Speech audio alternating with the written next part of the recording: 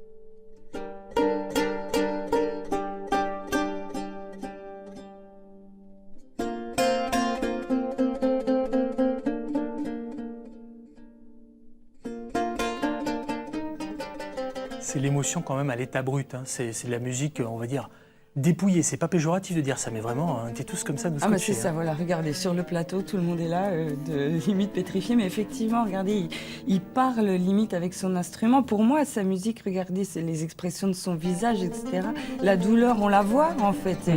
Il vit sa musique plus qu'il ne la joue. Faisal, en fait.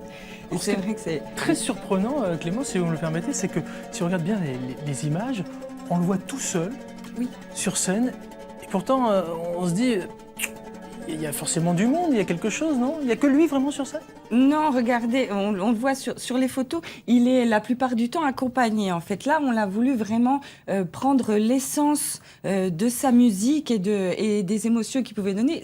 C'est limite une improvisation qu'il nous a fait sur le plateau. Il nous a donné les titres des morceaux après coup, finalement. Et donc, vous voyez, il est souvent accompagné des cuivres, batterie, contrebasse, etc. C'est vraiment... toute la et même parfois une chanteuse. Est-ce qu'il compose ces morceaux, Clément? Oui, c'est lui qui est le compositeur. Il est accompagné, mais c'est lui vraiment qui compose tout ce qu'il joue. Et puis, ça va peut-être vous paraître assez étonnant, mais il nous a dit que même son inspiration venait parfois du hard rock. C'est vrai? Oui, et vous allez voir le deuxième extrait qu'on va voir, on s'en approche un petit peu. On va regarder, allez hop, c'est parti, du hard rock version oud, à mon avis, ça va faire causer dans les chaumières, dans les cabiotes même.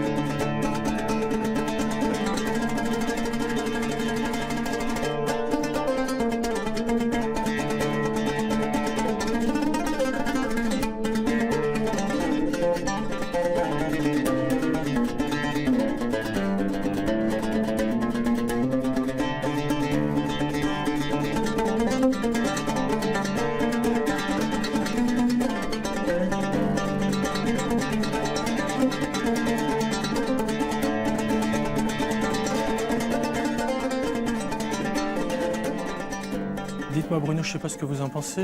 Vous, le spécialiste musique, je vous sentez particulièrement attentif. Mais on est au Maghreb, on est au Maroc là, non? Vous croyez pas? C'est génial. Moi, je trouve ça magnifique. Ouais, effectivement, c'est un voyage. Oui, c'est ça, on voyage, c'est la musique du soleil. Là. On voyage autour de la Méditerranée, on voyage à travers le temps. Ça reste quand même de la musique très traditionnelle. Hein. Il y a 4000 ans, j'imagine, ça jouait tout pareil. Mais aujourd'hui, il y a une vraie ferveur autour du jazz oriental. Ça, c'est du jazz oriental alors? C'est du jazz oriental. Plus, là, on est vraiment sur de la tradition. Et puis, quand il est accompagné de ses musiciens, là, on peut parler de jazz oriental. Ça a été un peu démocratisé par des grands noms comme Rabbi Abou Khalil, qui lui a mélangé la tradition arabe avec justement d'autres courants musicaux et puis qui a réussi à démocratiser ça auprès du grand public. Oui, parce que lui, il a amené son oud de partout dans le monde. Hein. C'est ça, et même Fessal aussi. Hein. Fessal joue partout en Europe. Alors étonnamment, il joue, j'ai l'impression, moins en Franche-Comté que n'importe où, mais que ce soit en Europe, en Asie. En Asie, le public est extrêmement friand de ce genre de musique. Voilà. Mais oui, c'est... C'est sympa. En tout cas, moi, j'aime beaucoup